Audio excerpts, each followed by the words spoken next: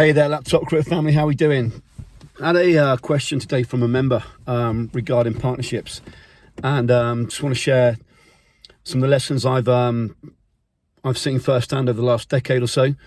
So essentially what we're talking about is partnerships in your recruitment search business. So if you can imagine, you've got you've been working for the man, or you've had your own business for a period of time, then you and a friend, a colleague, decide to set up your own partnership, and that partnership will be potentially in the same niche, in a new niche, but you've come to an agreement. Let's join forces and let's have our own partnership.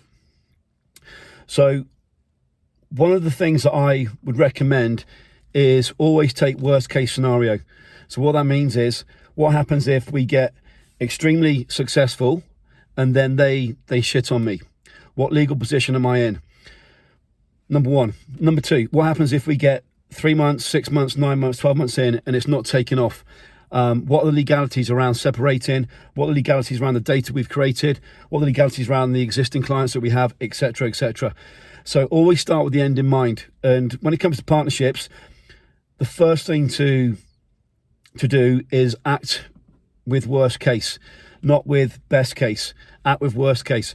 So if you can imagine, if you draw a quadrant and you've got worst case scenario 3 years, worst case scenario 1 year, then we've got best case scenario 1 year, best case scenario 3 years. As an example, what are the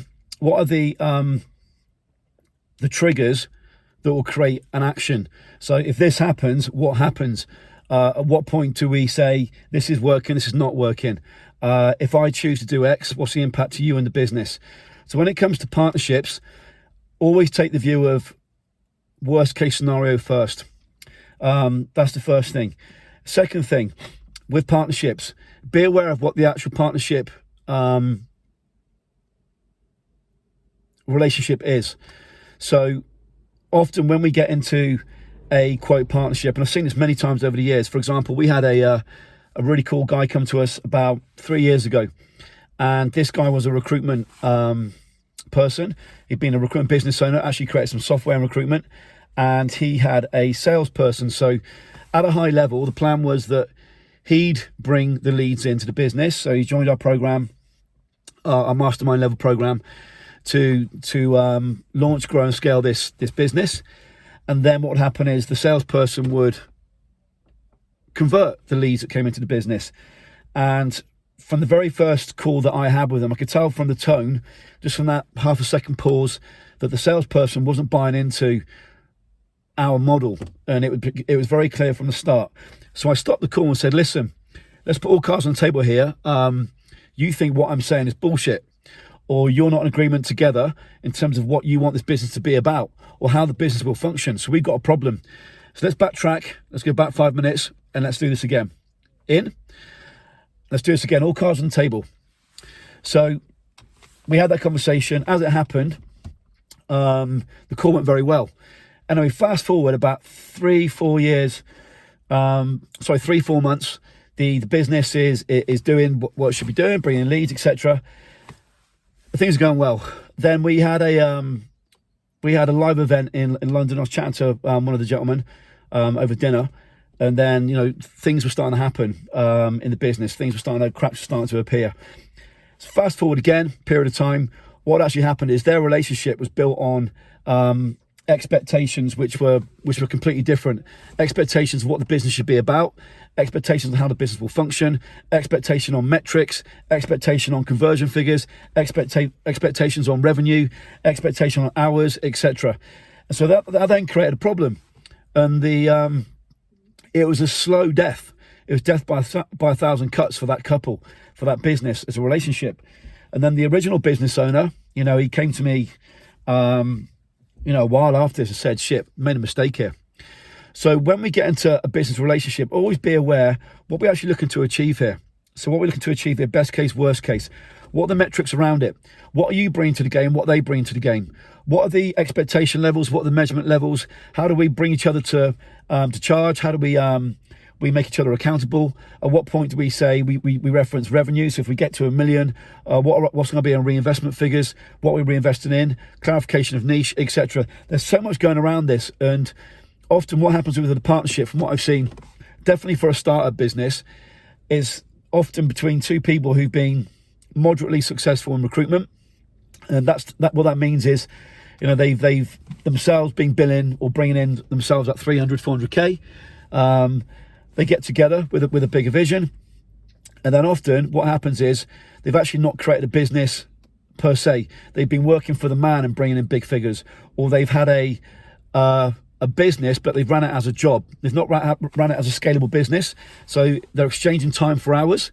So when they get into this, well, I'm bringing in 300k, you're bringing 400k, why don't we join forces? What they've actually done is both had a well-paid job. They haven't had a business. They haven't had a team. They haven't had automation. They haven't had a process of leads, conversion, delivery. So then you get into running a business, and we've got this expectation. So when a business starts to grow in recruitment, what will happen is your role will change. You'll go through a 30-day, 60-day, 90-day cycle, and then your role will change. If your role's the same if you have your role in January as these 10 key activities, and you're doing the same role in October, you've not progressed. Your role should be changing. So they've not had a conversation around roles. Right now, I'll do sales. Right now, I'll do operations. So you need to be aware about your business is a living, breathing entity, and so is that relationship. So full circle, would I recommend it? Personally, no. Personally, no. I like to be in control of my own destiny, and there are a lot of benefits to it. Undoubtedly, joint ventures, working with someone, absolutely. You know, we want to be in a community. I love comradeship. You know, I should have joined the army. Plan was going to Royal Marines when I was younger. I had a problem with my knees, didn't do it. I love camaraderie, so I get why we want to do it. However, also don't underplay just how good you can be yourself. When we get into a business, I think often we have a subconscious dependency on the other person. The other person will do this. Or, you know, if I'm having a bad day, this will happen. So what I would say is be aware of just what you've got in terms of your own skill set. Understand, right, what do you want to achieve? Well, I want to be taking a dividend of 500k per year. So you don't need a massive infrastructure for that.